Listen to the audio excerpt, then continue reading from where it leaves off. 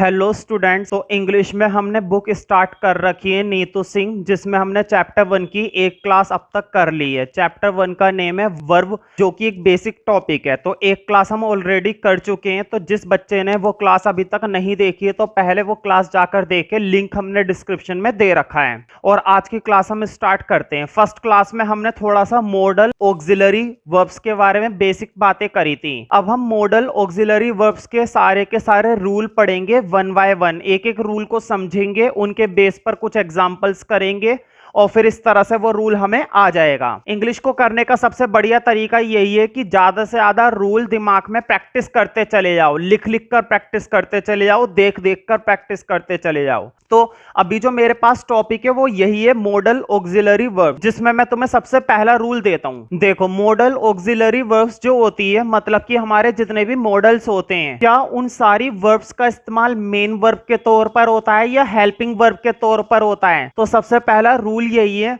कि कभी भी मॉडल ऑक्सिलरी वर्ब का इस्तेमाल मेन वर्ब की तरह नहीं होता है। इनका इस्तेमाल हमेशा कैसे होता है? इनका इस्तेमाल हेल्पिंग वर्ब के तरह होता है। तो इनको तुम यूज केवल हेल्पिंग वर्ब के तौर पर कर सकते हो। ओनली देखो, I can lift this box, मैं इस बॉक्स को उठा सकता हूं। काम क्या हो रहा है यहाँ पर? काम हो रहा है उठाने का, मतलब कि ये तो हो गई मेरी मेन वर्ब। काम क्या, मेन वर्ब क्या होती है, इसके बारे में हमने क्लास 1 में ऑलरेडी डिस्कस कर लिया था। तो जिस बच्चे ने अभी तक वो क्लास नहीं करी है तो उसको ये क्लास थोड़ी सी दिक्कत में आएगी। और अगर समझना चाहता है तो पहले वो फर्स्ट क्लास देखे, लिंक हमने डिस्क्रिप्शन में दे रखा है। तो काम हो रहा है उठाने का, तो ये तो हो गई मेरी मेन वर्ब।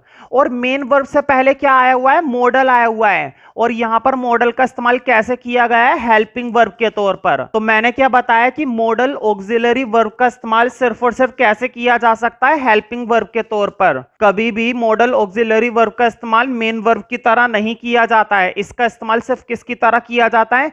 हेल्पिंग वर्ब के तौर पर। एक दो मॉडल ऐसे हैं जिनका मेन वर्ब के तौर पर इस्तेमाल होता है, उनकी बातें अभी हम नहीं करेंगे, उनकी बातें अभी आगे आने वाली है। एक एग्जांपल और देखते हैं। देखो, ही शुड वर्क हार्ड, उसको मेहनत करनी चाहिए। वर्क हार्ड का क्या मतलब होता है? मेहनत। तो उसको क्या करनी चाहिए? मेहनत करनी चाहिए। तो काम यहां पर क्या हो रहा है? मेहनत करना।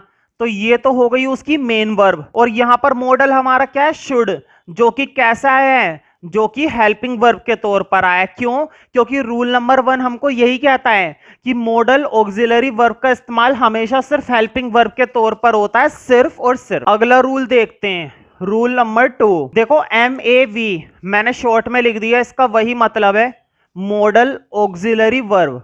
मॉडल ऑक्सिलरी वर्ब को ना तो वर्ब की फर्स्ट फॉर्म, ना वर्ब की सेकंड फॉर्म, ना वर्ब की थर्ड फॉर्म, ना ही उसके साथ ING और ना ही उसके साथ S या ES, मतलब हम किसी भी मॉडल ऑक्सिलरी वर्ब को इस तरह से इस्तेमाल नहीं कर सकते। क्या तुम ये कह सकते हो कि कैन की सेकंड फॉर्म होती है? क्या तुम ये कह सकते हो कि कैन के साथ ING लगाया जा सकता है?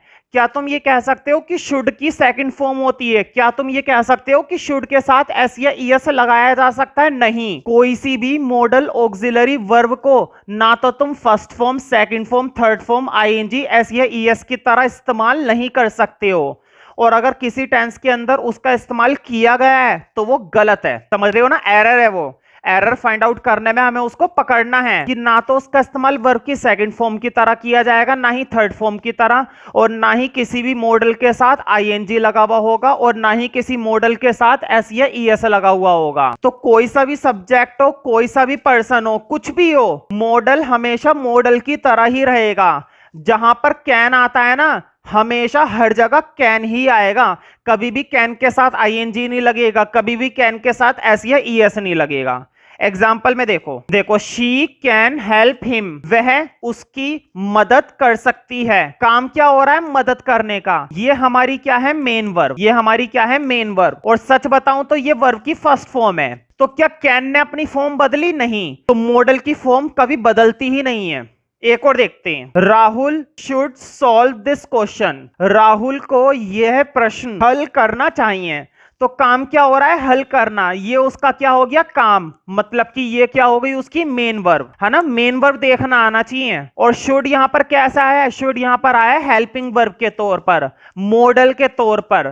तो मॉडल के साथ कभी भी एस या ईएस या वर्ब की फर्स्ट फॉर्म सेकंड फॉर्म नहीं लगती। सब्जेक्ट कुछ भी हो, देखो सब्जेक्ट चाहे शी हो, सब्जेक्ट चाहे किसी का नाम हो, सब्जेक्ट चाहे कुछ भी हो, मॉडल को कोई फर्क नहीं पड़ता, मॉडल जैसा है वैसा ही रहेगा। देखो एक और example, the PM can change the policy. PM मतलब प्राइम मिनिस्टर, तो प्राइम मिनिस्टर पॉलिसी को बदल सकते हैं, मतलब उनके अंदर दम है किसी भी नीति को बदलने का।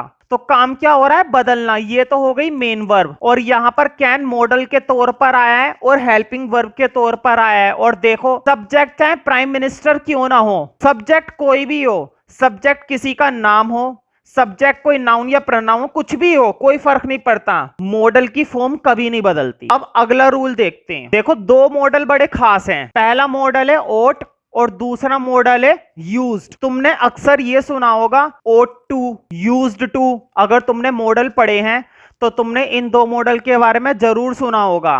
क्या होता है, एक तो होता है ought to और एक होता है used to। मैंने इसका रूल बना रखा है, ought और यूज्ड दोनों के साथ हमेशा क्या आता है, टू प्लस वर्ब की first form, two plus verb की फर्स्ट फॉर्म।